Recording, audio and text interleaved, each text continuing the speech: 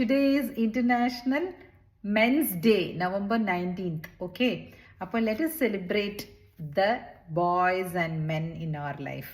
Each of us. നമ്മുടെ ജീവിതത്തിൽ അവർക്കുള്ള പ്രാധാന്യം നമ്മൾ ഇന്നൊരു ദിവസമെങ്കിലും ഗ്രാറ്റിറ്റ്യൂഡ് അല്ലേ. Let me just show you one thing.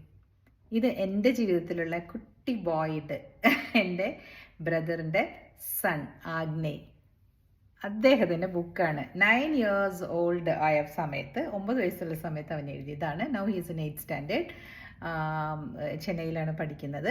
So നിങ്ങൾ എൻ്റെ അടുത്തുള്ളൊരു സ്നേഹത്തിന് ഇവൻ്റെ ബുക്കൊന്ന് amazon.in കേട്ടോ. So when dogs R heroes ഇത് പറഞ്ഞു. പിന്നെ എൻ്റെ അച്ഛൻ എന്നെ ഇങ്ങനെ ബോൾഡാക്കി മുഖം നോക്കാതെ സംസാരിക്കാൻ പഠിപ്പിച്ച എൻ്റെ അച്ഛൻ, അച്ഛനൊരു സല്യൂട്ട്.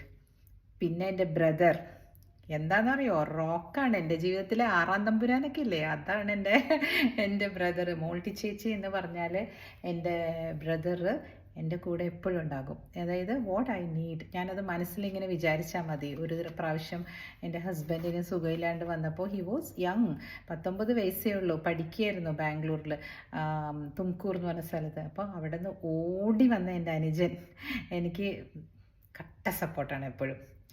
പിന്നെ പറയാനുണ്ടോ, എൻ്റെ മാത്രം അരവിന്ദ് എപ്പോഴും. അത് ഞാൻ മനസ്സിൽ പറഞ്ഞിട്ടുള്ള കാര്യമില്ലല്ലോ. അരവിന്ദാണ് ഇപ്പോൾ എൻ്റെ കൂടെ ഇടവും വലവും നോക്കാതെ നിൽക്കും. സൈലൻ്റ് ആയിട്ടാണ് സപ്പോർട്ട് ചെയ്യുക, but still he is there അല്ലേ. അപ്പോൾ എൻ്റെ ജീവിതത്തിലുള്ള മെൻ ഇത്രയാണ്, അടുത്ത് നിൽക്കുന്ന മെൻ. പിന്നീട് എനിക്ക് പറയാനാണെങ്കിൽ മൺമറഞ്ഞു പോയ അരവിന്ദിൻ്റെ അച്ഛൻ, ലേറ്റ് മിസ്റ്റർ സഹദേവൻ. അയ്യോ, അങ്ങനെ ഒരു അച്ഛനാണ് ഇങ്ങനെ ഈ മകനെ എനിക്ക് അല്ലേ ഇതുപോലെ ആക്കി നല്ല ക്യാരക്ടറുള്ള ആളാക്കി തരുന്നതല്ലേ, തന്നതല്ലേ. അപ്പോൾ കുഡോസ് ടു പാപ്പ. അപ്പം ഞാൻ പറയട്ടെ, നിങ്ങൾക്ക് ഇന്നത്തെ ദിവസം ഡയറിയിലെടുത്ത് നിങ്ങളൊന്ന് എഴുതൂ. നിങ്ങളുടെ മെൻ, നിങ്ങളുടെ ബോയ്സ്, നിങ്ങളുടെ സൺസ്, നിങ്ങളുടെ കസിൻസ്. പിന്നെ എൻ്റെ കുറേ കസിൻസ് ഉണ്ട് കേട്ടോ, അവർക്ക് എല്ലാവർക്കും.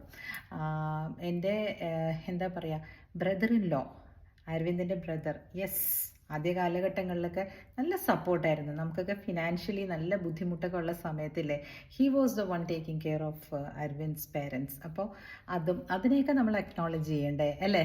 എനിക്ക് ഒരുപാട് കാര്യങ്ങൾ എൻ്റെ മനസ്സിൽ ഇങ്ങനെ അക്നോളജ്മെൻറ്റ്സ് കിടക്കുന്നുണ്ട്. Let me take this opportunity to give salute to all of them. Okay, ഇത് എൻ്റെ മനസ്സിൻ്റെ ഉള്ളിൽ നിന്ന് വരുന്നതാണ്. നമുക്ക് ഇങ്ങനെയല്ലാതെ എങ്ങനെയാണ് ഇതൊക്കെ പറയാൻ പറ്റുക?